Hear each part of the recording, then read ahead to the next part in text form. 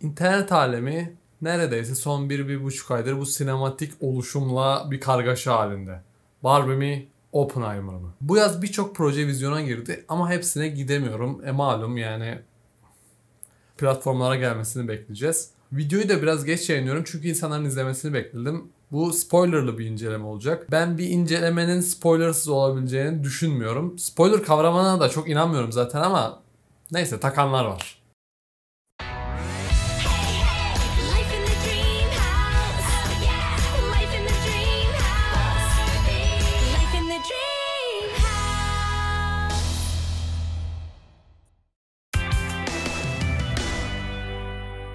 Geldik Temmuz ayının sonuna ve sevdiceğimle Büyülü Fenerbahçeli'de ilk olarak Barbie'ye gittik. Bu vakit gelene kadar kendisi beni Barbie's Dream House izleterek olaya hazırladı. Burada biraz yine hanımcılık kazandı. Sonradan dinlenip Oppenheimer'a girdik. Bir emotional roller coaster yaşadık da diyebiliriz. Bu sebepten önce Barbie hakkında konuşmak daha iyi olacak. Çünkü ben ilk o duyguları yaşadım, öyle anlatmam daha doğru olur. Konuyu biliyoruz. Barbie bozulur, dünyaya gider, bir macera yaşar falan filan. Tabi her şey bu kadar basit değil. Hikayeler kademe kademe değişiyor. Tek bir çizgi üzerinden gitmiyor. Barbie'nin hikayesi insanlara dönüyor, oradan Ken'in hikayesine dönüyor, Ken'den sonra tekrar kadınlara dönüyor, tekrar Barbie'ye dönüyor, oradan tekrar insanlığa dönüyor. Bir karmaşa var diyebiliriz ufaktan. Bu sistem kiminlerince problem olabilir, hoşuna gitmeyebilir. Yani tek bir odak noktası olmaması can sıkıcı da olabilir. Ama bu hikayenin kötü olduğu anlamına gelmiyor. Biraz katman katman işlenmiş bir hikaye var bence. Lakin bence filmin asıl anlatısı insanlar, birey olmak ve bitmek bilmez ayrımcılık. Gerçek dünyada ayrımcılığa uğrayan, yok sayılan ve patriarkinin baskılarına uğrayan kadınların durumunu Barbieland'de tamamen tam tersi bir şekilde görüyoruz. Kadın üstünlüğü var ve buna karşın geceleri nerede uyuduğu bile bilinmeyen erkekler var. Yani aslında hikayenin başında Barbieland dünyanın cinsiyetlerce tersi gibi. Barbie'nin bozulmasındaki temel neden bir anda ölümü düşünmesi. It is the best day ever. So is yesterday and so is tomorrow and every day from now until forever. Do you guys ever think about dying? Bunu düzeltmek için Ken'le yolculuğa çıkıyor fakat olay burada patlak veriyor. Ken yeni dünyayı çok seviyor. Bu gerçekliğe bayılıyor. Çünkü şimdiye kadar ona hiç değer verilmedi ve hiç önemli biri olmadığını düşünüyor. Bu dünyada ise sadece erkek olması bile bir başarı sebebiyeti, bir meziyetmiş gibi duruyor. Barbie bu macerasında sürekli yeni duygular hissediyor. Alışık olmadığı şeyler yaşıyor. Ağlıyor, hüzünleniyor, şaşırıyor. Aslında Barbie film boyunca gerçeklik değiştiriyor. Yeni düşünceler elde ediyor. Kendisinin neden bozulduğunu ararken aslında kendini tanıyor. Tabii bu yolculukta Ken'in de bir amacı var. Ken'in varoluş amacının Barbie olması ve şu anki yaşadığımız dünyaya çok özenip bunu Barbieland'e yayması farklı bir çatışma ortaya çıkartıyor. Şimdi çatışma ilk başta Barbie'nin bozulup dünyaya gidip kendini düzeltmesiyken sonradan Ken'in patriarşiyle karşılaşıp bunu Barbieland'e getirmesine dönüyor. Biraz sapıyor da denilebilir yani, evet. Ardından Barbie'ler sağlam feminist bir konuşmayla tekrar kendilerine geliyorlar. Burada da konu tekrardan değişiyor ve kadınlara dönüyor. Bu süreçte Greta hocamız sosyal medyada erkeklerin duygularını gizlemeleri veya nasılsın sorusuna bile her zaman iyiyim diye cevap vermelerini anlatan postlarla olan bakış açısını gösteriyor bize.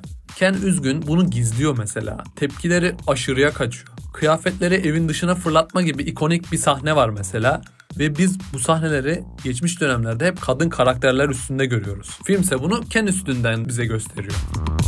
Filmde Mattel şirketinin üst düzey yöneticilerinin bir kukla edasıyla, oyuncak bebek edasıyla hareket etmeleri gerçekten güzel bir detay. Bunlar da sistemin yürümesini sağlayan oyuncaklar diyor bence film. Yani ben bunu hissettim. Güzel parodi kısımlar var. Zaten Space Odyssey parodisiyle başlaması ilerleyen havanın nasıl olacağını bize gösteriyor. Barbie'nin uzun bir koridorda kapıları denemesi ve bir kapının ardından geçip kendini yaşlı bir teyzenin evinde bulması tam bir Matrix sahnesi. Ben bunları minik saygı duruşları olarak görüyorum.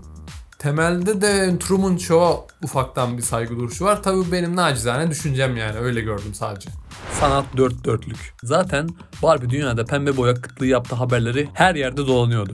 Barbieland o kadar inandırıcı plastik yapaylığı ile o boyutun kendi gerçekliğini çok iyi yansıtıyor. Bu filmi moda tasarımı tarafından da bir incelemek gerekebilir. Sanat ekibi muazzam iş çıkarmış. Zaten benim gözümde sanatıyla, kostümleriyle öne çıkıyor bu film ilk aşamada. Trailer'ı ilk izlediğimden beri bu böyle. Film çok iyi başlıyor, iyi, güzel ama sona doğru bu enerjiyi taşıyamıyor. İlk yarı akıp gidiyor, güldürüyor, şaşırtıyor, duyguları yaşatıyor. İkinci yarının başında ilk yarının ivmesiyle ilerlerken son çeyrekte bir işler değişiyor. Barbie'de benim kesip atmak istediğim aşağı yukarı bir 10 dakika var. Bu da özellikle son çeyrekte diyebilirim. Tempo çok düşüyor. Akılda kalıcılığı sıfır olan uzun konuşmalar içeriyor.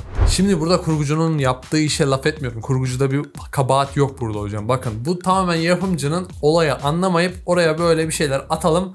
Hani izlensin, teyze orada konuşsun dediği bir olay yani. Hani yapımcının anlatmak istenilen şeyi anlayamamış olması bence. Yani tamamen kurgucu yapılmış bir baskı olduğunu düşünüyorum.